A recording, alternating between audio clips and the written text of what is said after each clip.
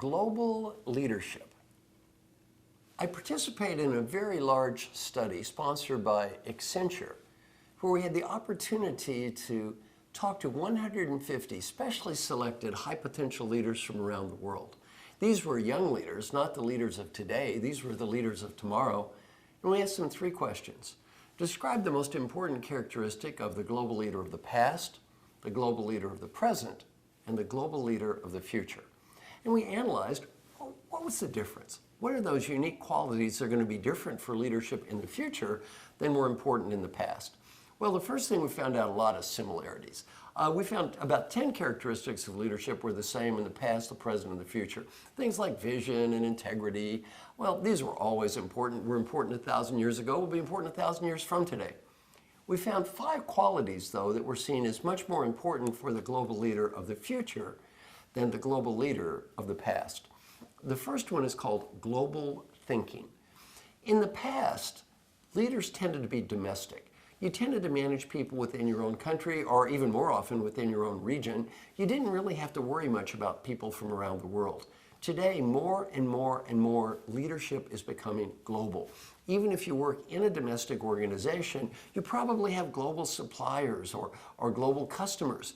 So more and more leadership is becoming global, and global thinking is becoming a more important quality of the leader of the future. Number 2 is related to number 1, cross-cultural appreciation. In the past, the concept of diversity, for example, in the United States, was devoted to what does diversity mean here? How do you deal with women in the United States, minorities in the United States? Diversity was again seen as a domestic issue. More and more cross-cultural appreciation is going to mean the leader of the future doesn't need to look at what diversity means just domestically. What does diversity mean globally in terms of different religions, cultures, many different types of differences? The third variable was called technological savvy.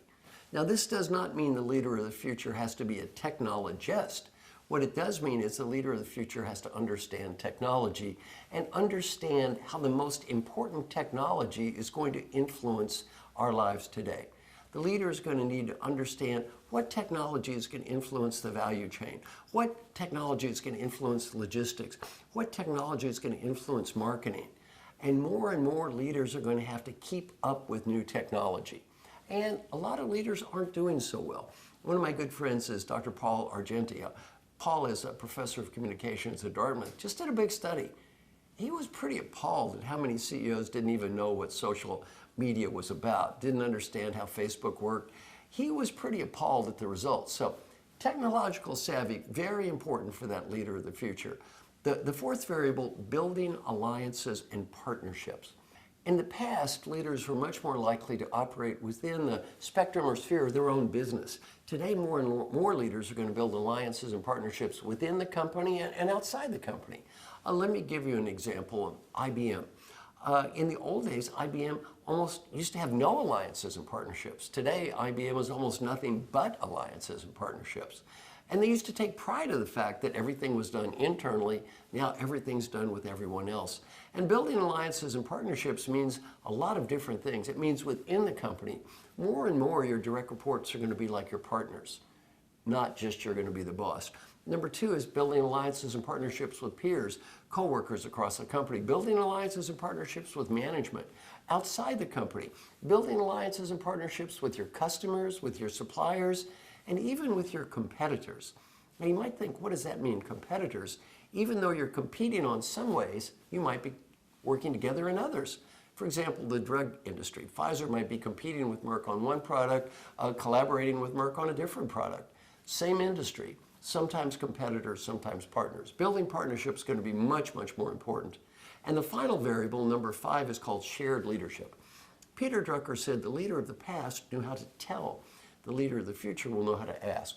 More and more we manage people called knowledge workers. Now, what is the definition of a knowledge worker? They know more about what they're doing than either manager knows.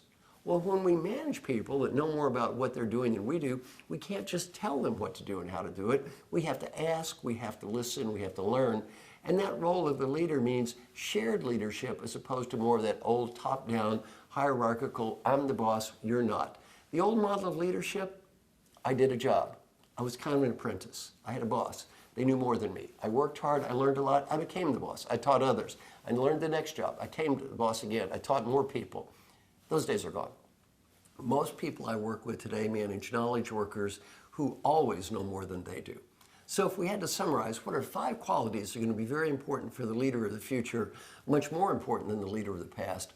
Number 1, global thinking. Number 2, cross-cultural appreciation. Number 3, technological savvy. Number 4, building alliances and partnerships. And number 5, shared leadership.